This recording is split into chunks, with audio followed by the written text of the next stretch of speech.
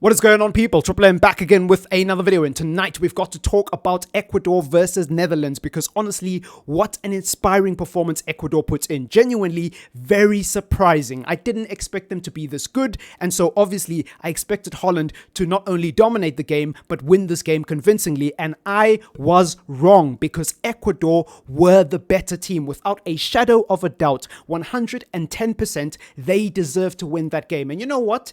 It's funny because I don't think many people actually expected Ecuador to be this good, but now, because of them, Group A suddenly looks very interesting. You've got Senegal on 3 points, you've got Holland on 4 points, and you've got Ecuador also on 4 points going into the last game of Group A. There's a lot at stake.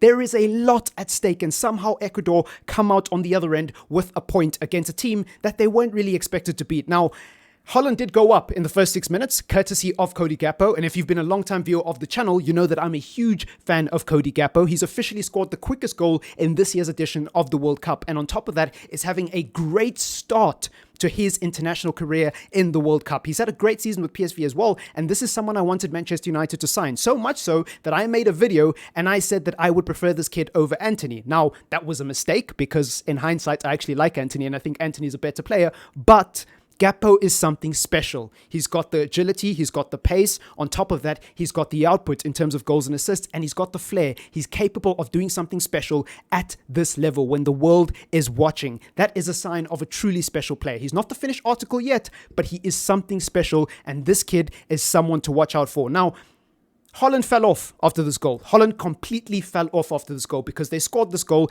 and basically they tried to slow down the tempo, as typical as a Dutch team as you like, right? That's typical Dutch style football. They score a goal and they try control the tempo of the match, and Ecuador did not allow it. Every time Holland would try string a few passes between the back four, Ecuador were quick. Ecuador were on them. Ecuador was so quick to punish them that the first goal actually came from a mistake.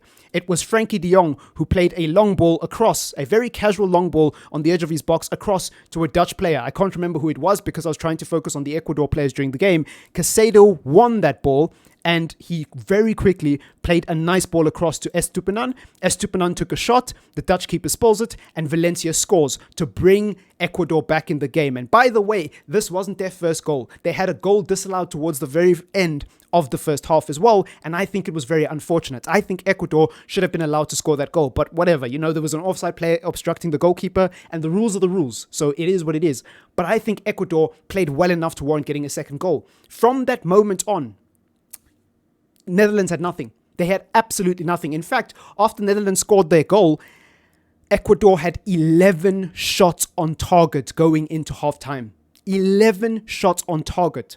They had more touches in the opposition box than Netherlands. They had more chances created than Netherlands. They didn't have more possession, but in terms of the general ebb and flow of the game and the eye test, they were the better team. And a lot of credit needs to be given to this man, Valencia. Now, I don't think he was the best player. I think Estupinan was by far the best player, and I'll talk about him in a moment. But Valencia was pivotal. This guy works so hard, and he scores so many goals for Ecuador. He is the only Ecuadorian player, I believe, at this World Cup who's played in previous World Cups as well. So in terms of his goal scoring ability, that's important, but his mentality and what he brings to the team in terms of experience and leadership and keeping everybody cool is so important. He just has a knack of showing up when it matters most for Ecuador, and it's really uncanny. It seems like all players with the name Valencia who are Ecuadorian seem to go on to have great careers, because this guy has genuinely achieved something special with this Ecuador team, and he should be proud. He should be genuinely proud.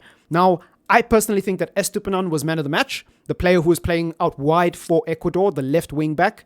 The reason why I feel that way is because he played 10 crosses. Now, only 2 of them landed up in the box. And by landed up in the box, I mean landed in the path of an Ecuador player.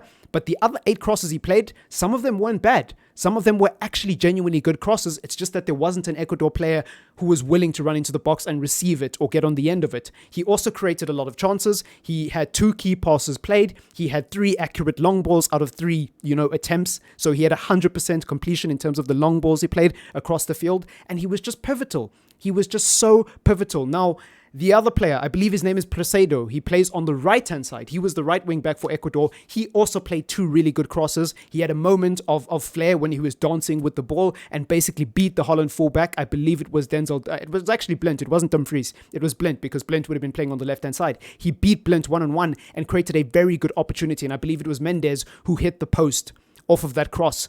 Very, very good chance there. Ecuador could have easily been 2-1 up there. And if you count the disallowed goal, that's 3 goals. So they hit the post, they had a goal disallowed, and they scored 1. That's 3 potential goals.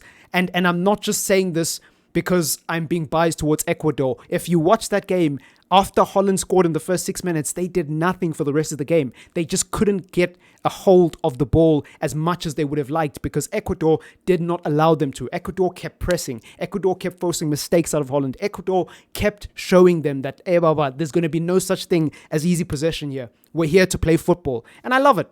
I absolutely love it. But anyways, let me know what you think in the comments down below. It's been your boy TripleM. Leave a like on the video if you want to support the channel, and subscribe. Peace.